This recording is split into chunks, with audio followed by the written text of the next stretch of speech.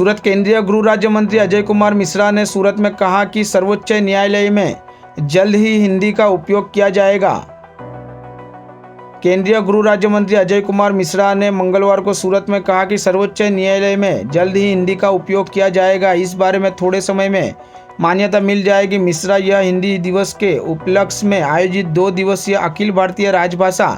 सम्मेलन में भाग लेने आए थे और सर्किट हाउस में पत्रकारों को संबोधित कर रहे थे। वार्ता में उन्होंने हिंदी के समृद्ध इतिहास और आज़ादी के बाद की गई अनदेखी के बारे में विस्तार से बताते हुए कहा कि गांधी जी की इच्छा के विपरीत तत्कालीन नेहरू सरकार ने संविधान में हिंदी को राष्ट्रभाषा के बजाय राजभाषा तक ही सीमित रखा और अंग्रेजों की शिक्षा नीति के साथ अंग्रेजी को लगातार बढ़ावा दिया। तब गृह मंत्री लाल बहादुर शास्त्री, राष्ट्रकवि रामधारी सिंह दिनकर समेत कई ने कांग्रेस की इस नीति का विरोध भी किया था। 2014 के बाद प्रधानमंत्री नरेंद्र मोदी के नेतृत्व में हिंदी भाषा का मान सम्मान दुनिया के कोने कोने तक पहुंचा है और संयुक्त राष्ट्र संघ में 7वीं भाषा के रूप में मान्यता दिलाने के प्रयास लगातार जारी है। ये प्रावधान हो गया कि अंग्रेजी भी हिंदी के साथ साथ चलती रहेगी और उसी का दुष्प्रभाव ये हुआ कि आने वाले समय में हम लोगों ने देखा कि 1963 में तत्कालीन प्रधानमंत्री जवाहरलाल नेहरू जी ने सदन में एक घोषणा की, एक वक्तव्य दिया और उन्होंने ये कहा कि अभी हम अंग्रेजी को भी हिंदी के साथ जारी रखेंगे। एक तरह से वो अंग्रेजी को पट्टा दे दिया गया कि इस देश में अंग्रेजी प्रमुख भाषा के रूप में प्रयोग की जाएगी। उस दौरान जो हमारे गृह मंत्री थे लाल बहादुर शास्त्री जी,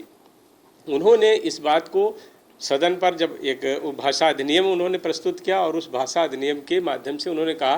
कि अब 15 साल नहीं, हम अनिश्चित काल के लिए ये प्रावधान कर रहे हैं कि अंग्रेजी भी हिंदी के साथ चलती रहेगी। उस समय आपको याद होगा डॉक्टर रामधारी सिंह दिनकर जो हमारे राष्ट्रकवि भी रहे हैं, उन्होंने राज्यसभा में उस विषय पर बोलते हुए एक संशोधन प्रस्तुत किया था और ये कहा था ये अनिश्चित काल अनंत काल में ना बदल जाए। तो ऐसी दृष्टि से हमको राजनैतिक इच्छा शक्ति की कमी के कारण अपने ही देश में अपनी भाषाओं के लिए संघर्ष करना पड़ रहा। ये हमारे सब के लिए सौभाग्य की बात है कि 2014 में भारतीय जनता पार्टी की सरकार केंद्र में बनी और आदरणीय नरेंद्र मोदी जी हमारे देश के प्रधानमंत्री बने और 2019 में श्रीमान अमित शाह जी हमारे देश के गृह मंत्री बने। गृह मंत्रालय पर प्रमुख रूप से ये भार होता है और संविधान के अनुच्छेद 351 में ऐसा प्रावधान भी किया गया है कि सरकार हिंदी के उत्थान के लिए और राजभाषा को स्थापित करने के लिए विभिन्न उपक्रम करेगी।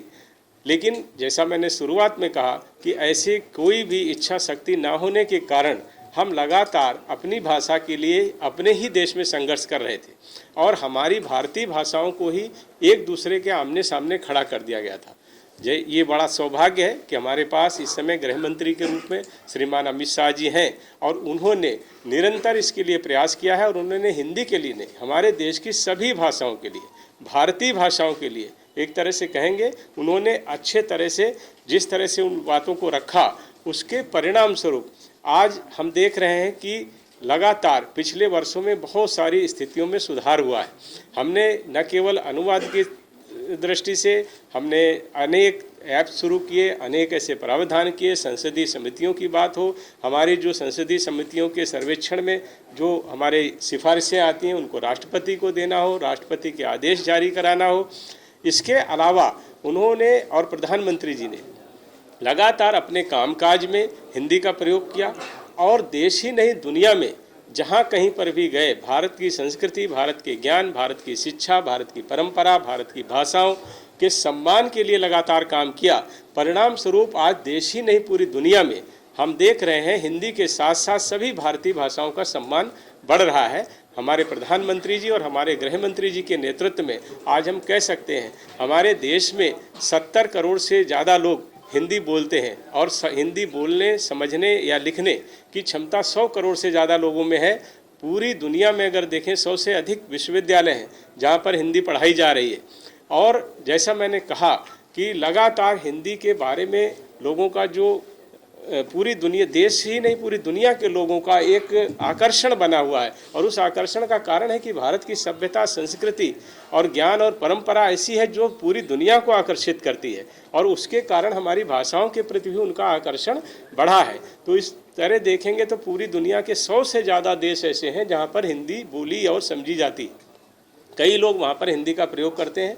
अभी पूरा सर्वेक्षण क्लियर नहीं हमारे पास है, लेकिन ये लगभग तय है कि सबसे ज़्यादा भाषा जो प्रयोग की जा रही पूरी दुनिया में वो इस समय हिंदी है। उसके कई कारण हैं। हमारा